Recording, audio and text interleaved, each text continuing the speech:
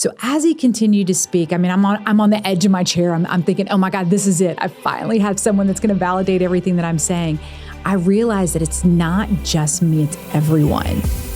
Welcome to Get Real, Get Results, where we're rewriting the rules of success for women in leadership.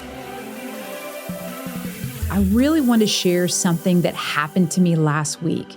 And again, I usually don't go back to things that happened in my life this quickly, but it was just so moving to me.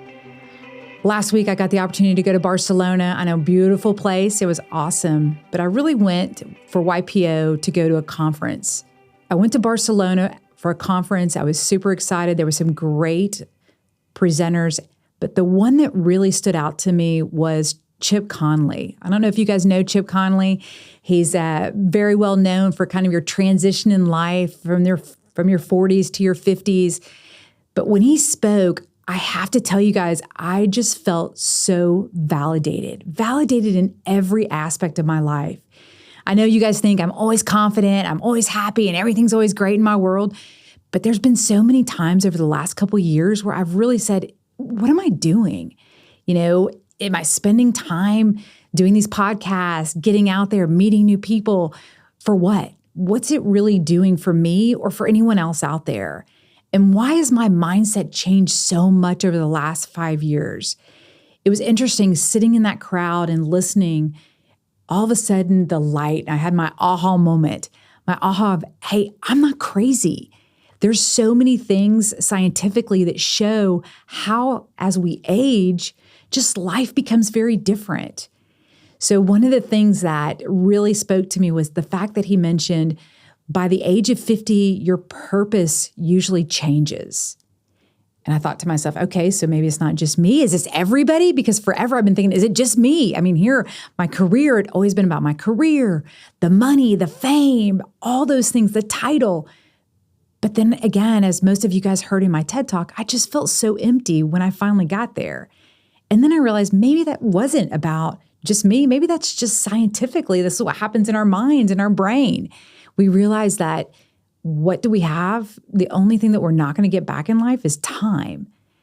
So as he continued to speak, I'm on the edge of my chair. I'm thinking, oh my God, this is it. I finally have someone that's going to validate everything that I'm saying. I realized that it's not just me, it's everyone.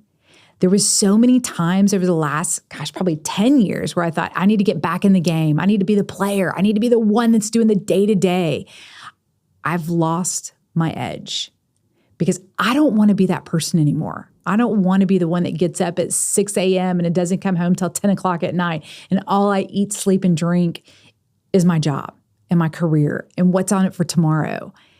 I realize that I'm no longer the player. It's kind of an interesting analogy that he used. You kind of go from the player to the coach. I'm the coach now. I don't have to be running 100 miles an hour and overseeing 5,000 people. I get to take what I've learned and utilize my wisdom. And it was interesting that was such a huge component of, I don't have to be in the game, because I take that back. I am still in the game. I'm just a different player in the game. I'm not the one on the front line.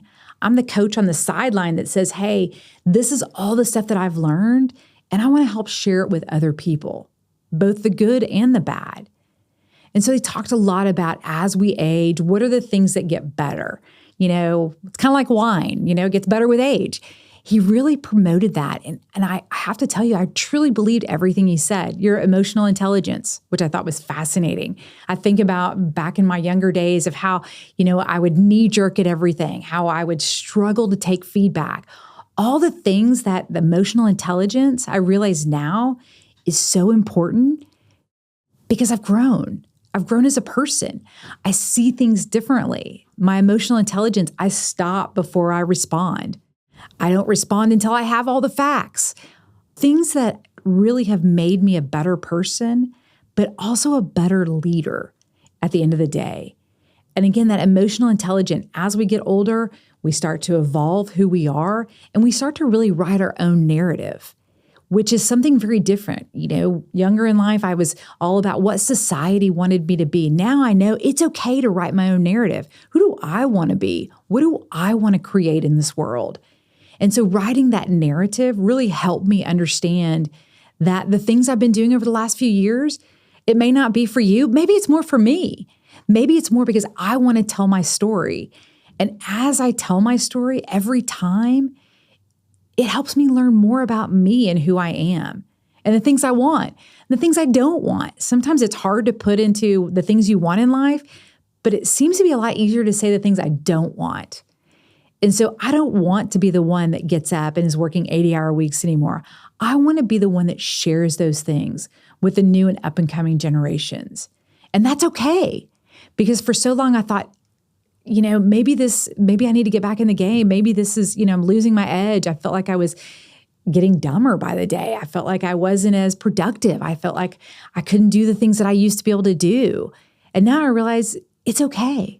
I can't multitask. I used to be able to juggle 5,000 things at one time. I could have a phone call. I could be writing an email, all these things. Now I struggle to just finish a sentence. And it's not because I've lost my edge. It's because I'm evolving as a person and I'm growing. And I really start to really embrace and respect the fact that there are things that are more important to me than the title and the success. My relationships, having deeper relationships, learning how to actively listen to people. I used to, I hear you, in one ear and out the other. At the end of the day, I was really listening so I could respond to you. I didn't really care what you were saying. I cared to hurry up and get through it so then I could respond with what I thought. I've gotten so much value out of just really sitting down and actively listening to people and to hear their stories. I love to hear people's stories. I think we take so much for granted that we think everybody has perfect lives. That's not the case. And if you dig deep enough, you start to realize that everyone goes through trials and tribulations. It's how they deal with them. Do we deal with them at being negative or do we deal with them being positive? It was interesting. One of the statistics that was shown is that a positive mindset can add 7.5 years to your life. And I didn't just make that up. Becky Levy out of the Yale University is the one that came up with that statistic. So again, 7.5 years for a positive mindset. So again, what are we doing with our lives in regards to how do we view them? Just some things that have happened recently. I've been traveling nonstop. Some of you know that. It's been very hectic with my own personal schedule, but also my daughter's schedule. And we get home and we just want to relax. And then we get home and I got more children that want my time and attention. And sometimes I just don't handle those situations well because I need a few minutes for myself to just kind of unwind, get my bearings back, and I don't get that chance. Again, we aren't the most passionate with or compassionate with ourselves about giving ourselves some leeway. I realize with this conversation that as we get older, our perspectives do change. We do have to sit back and do more reflection as to what's important to us. But also we can't lose those tactics that we had in regards to improving on our emotional intellect for all those years. And one of the podcasts I hope I do sometime soon is kind of strategies with emotional intelligence. I think back and did a lot of reflection as to how did I get from there to here where I am now? And it wasn't an easy path. I made a lot of mistakes along the way. So there's just a lot of things that we need to think about and be vulnerable with ourselves as to what got me from there to here. And sometimes I don't like to share them because I like everybody to think that my days are always happy-go-lucky. And usually they are, don't get me wrong. And I usually stay very positive. But over the last couple of years, some of the trials and tribulations I've been through, especially with my mother's passing, you do really start to reflect as to what is important. And it's okay to not want to be in the game all the time as the same as we were in our 30s. Talked a lot about in our 30s, it's a prime of our lives. In our 40s, we start to lose some of our tactical skills. And then in our 50s, again, we may not have that edge, but we have the wisdom. And how do we share that wisdom? And I think a lot of us forget that because we feel like we have to be the exact same that we were in our 30s, but we don't. That's the great part about it is we don't. I get to still have that same value and feel purpose just in a different way. I don't have to run the company on a day-to-day basis. I don't have to be the leader that's in every meeting. I get to delegate, but at the same time, I get to provide my wisdom. And that wisdom is valuable. You don't realize it when you're younger, but when you're older, you realize all the things that we've gone through. That's value. And that's the value I'm bringing. So if you ever start to question your value as an individual or as a female or as an older individual, when you get in our 50s, I'm in my 50s now, guys. I'm over the hill. And I will tell you, the other side has a whole new meaning than it did 5 years ago. You do start to question those things. And so that validation from other people and being able to have those really vulnerable conversations about it, I think is so important, because we try to act like, oh, we're the same as we were in our 30s. We're the same as we were in our 40s, but we're not. And it's okay. It's okay for me to say, I can't juggle 5,000 things. I need a little bit of time to myself to decompress and really focus on what I'm doing, because I can't go 100 miles an hour every which direction nowadays. And that's okay. And so it really helped me figure out who I want to be as we continue to move forward, and that I've still got so much to give. And then it's okay. I can pivot. If I'm not happy here, I still have time to pivot and do something over here. Now, fortunately for me, I kind of found my purpose and my passion, as you guys know. I love being here with you guys and helping share some of my experiences. And I want you to be okay with that too, no matter where you are in the phase of your life or your career. Also with my kids, same thing. I forget sometimes running a household is just like running a business. Our kids need that attention from us as well, just like employees do. I forget sometimes that, I always try to keep one separate from the other, but there's so much alike. And how do we give that time, that precious time, to our kids, our spouses, our employees? But then when we do give that time, how are we present? Are we really present to give them our full attention? Are we listening? Are we using that emotional intelligence that we have to make sure we're covering all aspects? Some of the things that I think I would really challenge you guys to do is, when you do go home or you go to the office, take a few minutes and just sit down with them and say, hey, how was your day? Give them open-ended questions. Tell me what the favorite thing of the day was. I've been doing this with my children for the last, couple of years, is tell me what the best part of your day was. Because if you ask, how was your day? They're going to say, fine, and they move on. But if you ask, tell me the best part of your day. What was your favorite thing about it? It just gives them that opportunity to really share and be vulnerable about how they felt. Same thing with my employees. And it may be something, hey, tell me what was the best thing you did with your kids this past weekend, versus did you have fun with your kids? Yes. Tell me what was your favorite thing.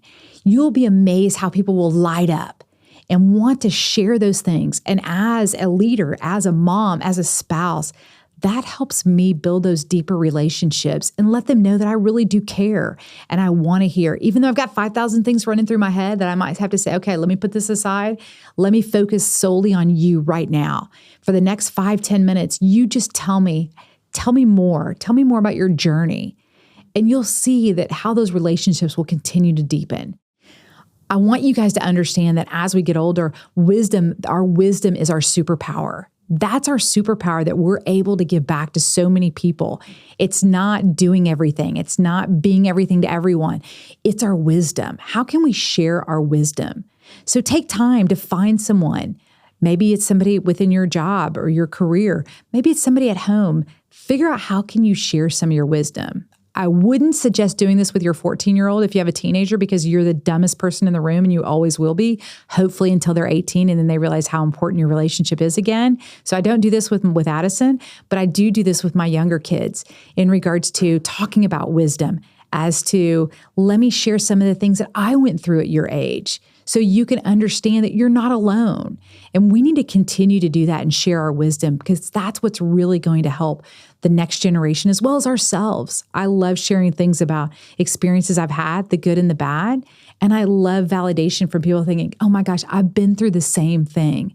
That gives me great validation. And being vulnerable and sharing that, and them saying, I've been through the same thing. Thank you so much for sharing that. That helps me realize that, hey, the things that I'm doing right now are really helping people. I want to encourage you to really sit down and reflect your career, where you've been early in my career, mid-career, and where I am now, and really look at and celebrate the victories that you've had, the small ones, the large ones, but also where do you want to go?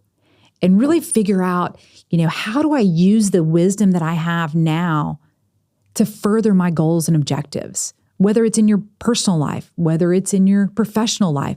But how can you take that wisdom and that mindset and continue to thrive towards the goals that you've established? I know that's what I'm doing. I'm taking the wisdom that I've had over the last 20 years and giving that back. It may be useful to some, it may not be useful to others, but I can guarantee at the end of the day, it's useful for me. It's making me realize the value that I can bring to other people. And I encourage you to do the same thing. Thanks so much for listening today. We hope you found the information valuable. If you're listening on Apple or Spotify, follow us and leave us a review. If you're watching on YouTube, we'd love for you to like and subscribe. And don't forget to drop us a comment, as we'd love to hear from you. Have a great week.